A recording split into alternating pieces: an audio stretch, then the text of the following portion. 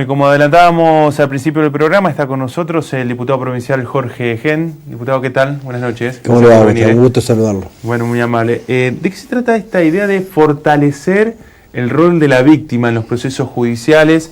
Sabemos que a partir de febrero del 2014 fue que se modificó el nuevo sistema, el Código Procesal Penal, en el cual la víctima hay un Ministerio Público Fiscal, en el cual, bueno, se trata de defender a la víctima en esto y ser quien lleve adelante el proceso acusatorio por parte de los fiscales. ¿Qué es lo que se busca con fortalecer el rol de este actor importante? Bueno, primero focalizar la atención en la víctima. Esto significa entender de que los fiscales son una suerte de defensores de las víctimas, que deberían empatizar, generar empatía con sus miedos, con sus objetivos, con sus propios intereses.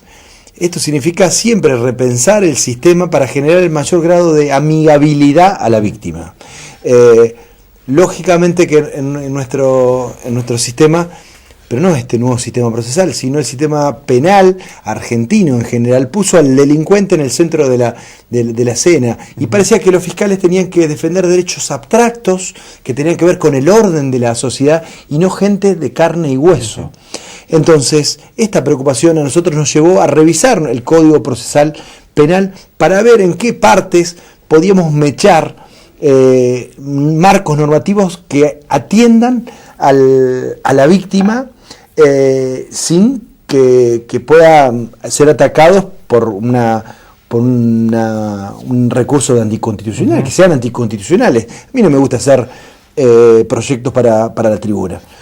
Creo que hay un sistema constitucional que entiende que la prisión preventiva está dada en determinadas circunstancias. Hoy vemos muchos casos tan instalados con esto de la corrupción kirchnerista, la prisión preventiva como una condena express. Y no es así. La prisión preventiva es para evitar que se fugue un delincuente, digamos. Sí, entonces, sí. Hay algún cierto, no es la palabra requisito, pero hay algunos puntos en el cual motiva un pedido de prisión preventiva, que es la posibilidad de fuga o de entorpecimiento de lo que es el proceso penal, la investigación. Exacto. Entonces, en función de esto, nosotros nos pusimos a analizar qué modificaciones podíamos llevar adelante en el sistema procesal penal que sean sólidos constitucionalmente, es decir, que respeten los derechos de defensa, que no se condene a priori metiendo en prisión preventiva sin que haya elementos, pero que atiendan a la condición de la víctima. Y empezamos a observar que se podían ingresar, introducir en nuestro Código Procesal Penal artículos para que se tenga en cuenta a la hora del dictado de la prisión preventiva la situación de vulnerabilidad de la víctima. A ver un ejemplo: violencia de género. Lo vemos en todos los lugares. Víctima, victimario. Se denuncia por lesiones graves, sí, gravísimas. O puede ser lesiones leves, inclusive, que no motivaría una prisión preventiva. Exactamente. Y en ese marco, si la víctima, si el victimario vuelve al territorio, a la misma casa, donde a veces hay vulnerabilidades económicas, donde hay vulnerabilidades psicológicas también, lo que se va a producir, lógicamente, que puede haber una coacción con la víctima. Entonces decimos, sobre todo para los que tienen una mirada profundamente garantista, decimos, el sistema que permita que esta persona esté en prisión preventiva es válido, porque si se afecta a la víctima, afectándose a la víctima, se puede cambiar el curso de la investigación, al margen de la prevención, al margen de que siempre se puede evitar un mal menor. Claro, porque muchas veces se puede establecer alguna medida, en el caso que mencionaba de violencia de género, una medida de restricción, pero hasta es difícil que se cumpla. Muchas veces hay en barrios que es difícil establecer que se cumpla, y a lo mejor es una medida, digamos, como la prisión preventiva, que tiene algunos fundamentos únicamente para poder otorgarla. Bueno,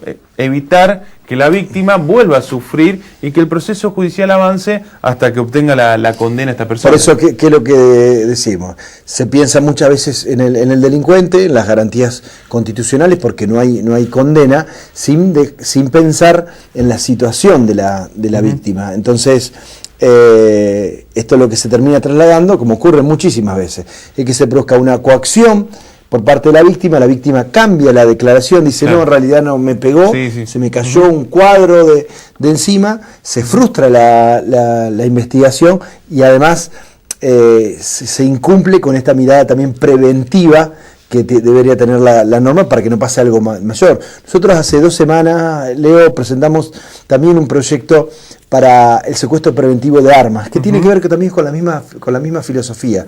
El Estado, el derecho, debe estar en el momento justo para evitar que la situación se complejice. Entonces, así como decimos que una persona que comete un acto de lesión, por ejemplo, de género, una violencia doméstica, tiene que estar en prisión efectiva para que no se frustre la investigación, también los actores judiciales deben estar atentos por el interés de la víctima. Hay que hablar de la víctima, de secuestrar todas las armas que podrían permitir que la situación se agrave. De hecho, para que vos tengas una idea, en nuestro año 2015 nosotros tenemos 75% de homicidios con armas de fuego en la provincia de Santa Fe.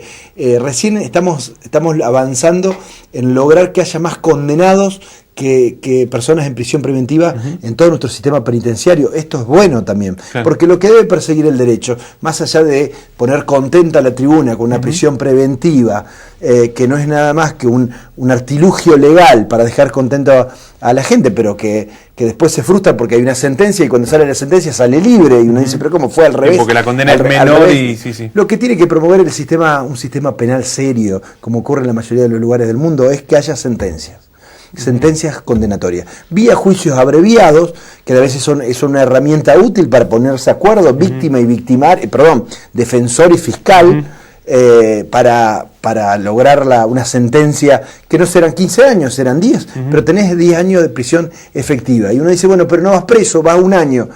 Tenés una prisión preventiva, no tengas un accidente. Que no vuelven a reincidir. No veamos alguna cosa más porque eso inmediatamente logra el efecto.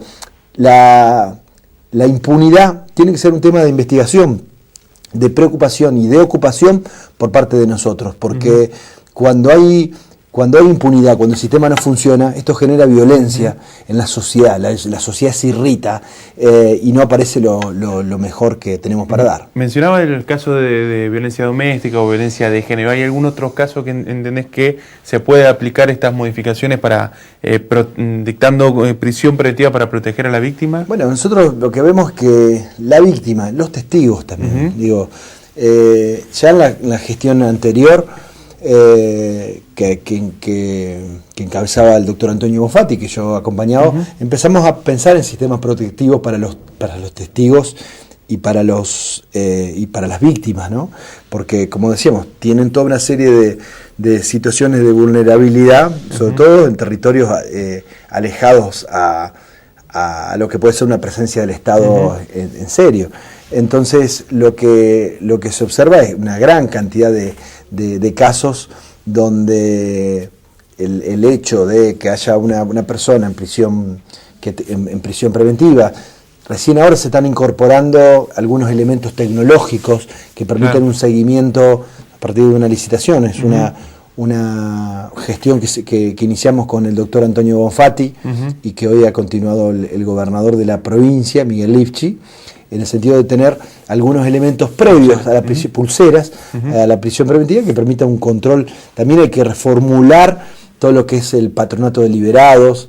Esto no funciona, hay un proyecto del diputado Rubeo, creo, en este sentido, pero lo cierto es que si no atendemos a la víctima, si no entendemos de que el sistema tiene que ser amigable, que a la víctima hay que garantizarle la información. Yo les pido a los fiscales que tengan en cuenta la situación particular de conmoción en la cual se encuentra una víctima, y que es casi perverso decirles que vuelvan a sus territorios, al mismo lugar donde sufrieron unas coacciones y lesiones graves, y que se tengan que poner en contacto cara a cara con el victimario. Hubo un proyecto de ley sancionado que tiene que ver con la protección de víctimas y testigos. Todavía es un programa que no está implementándose. Esto también vendría a ser una colaboración, si se quiere, de que se implemente el programa y una persona pueda aceptar formar parte de él, protegerlo por este lado con este programa se sancionó cuando yo era presidente del Senado de la provincia, así que fue material de discusión,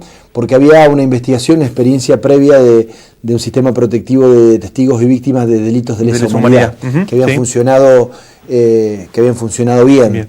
Lógicamente que es una situación compleja, pero nos damos cuenta que muchas veces personas que han tenido la valentía de denunciar delitos graves en función de los intereses de la sociedad, de los cuales han sido víctimas o solamente quieren hacer aporte en su condición de testigo, no pueden sentir que se equivocaron, porque si no nosotros nos tendríamos que dedicar a otra cosa.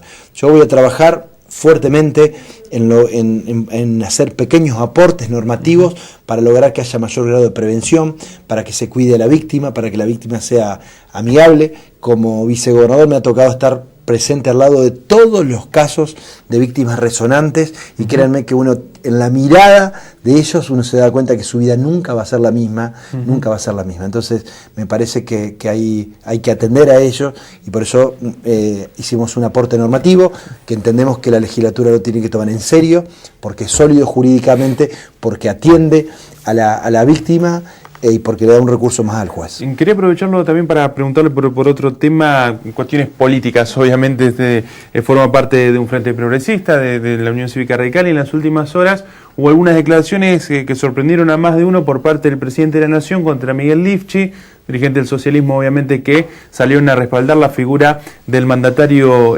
provincial, y siempre se mezcla esta cuestión de que tiene que hacer el radicalismo, obviamente, en este enfrentamiento, si se quiere, por ahora, de entre el PRO y el socialismo, con estas últimas declaraciones. ¿Cómo vio estas declaraciones y cuál debe ser la postura de la Unión Cívica Radical en todo esto? A ver, yo como vicegobernador, lo que notaba en el gobierno nacional era un maltrato permanente. Notaba que había un gobierno nacional que atendía provincias que eran de su mismo color político, que generaba mecanismos de subsidios. De hecho, Julio De Vido venía a la provincia de Santa Fe y se reunía directamente con los presidentes comunales e intendentes del PRO. Cuando uno analizaba la matriz del Frente para la Victoria. Del Frente para la Victoria. Sí, del PRO, digo, por eso no. Del Frente para la Victoria, tiene razón. Porque justamente cuando ahora analizamos con el PRO, uno se da cuenta que si uno escribe la historia es exactamente la misma. Estamos hablando frente a un gobierno que se reúne con actores locales, puenteando a la provincia, que entrega subsidios a, digamos, la otra vez un artículo, anteayer, artículo del diario La Nación, un diario muy cercano a Cambiemos, salió a relucir una información que daba cuenta de que las 5 provincias más beneficiadas en términos de la distribución de recursos discrecionales, ¿quiénes eran? Las provincias de Cambiemos, provincia de Buenos Aires, provincia de Mendoza, provincia de Jujuy. Me parece que esto no está bien, creo que es más de lo mismo, esto es más de lo mismo, y no es menor frente a un gobierno que se planteó a priori como un gobierno de calidad institucional frente a ese susto que teníamos todos, la mayoría de los argentinos, por esa falta de institucionalidad de ese gobierno cercano a Maduro o a Chávez en su forma de gestionar. El ejemplo es el que construye, el ejemplo y las acciones concretas es la que construyen una forma alternativa de manejarse, y con mucho respeto al presidente de la Nación. Yo lo tuve con la expresidenta de la Nación, porque son autoridades, y para la provincia de Santa Fe la calidad institucional es importante. Puedo decir que en realidad los cambios en términos de manejo han sido claramente escasos. Gracias por haber venido, diputado. No, por favor, gracias a usted. Nueva pausa en Enseguida Noticias, ya regresamos.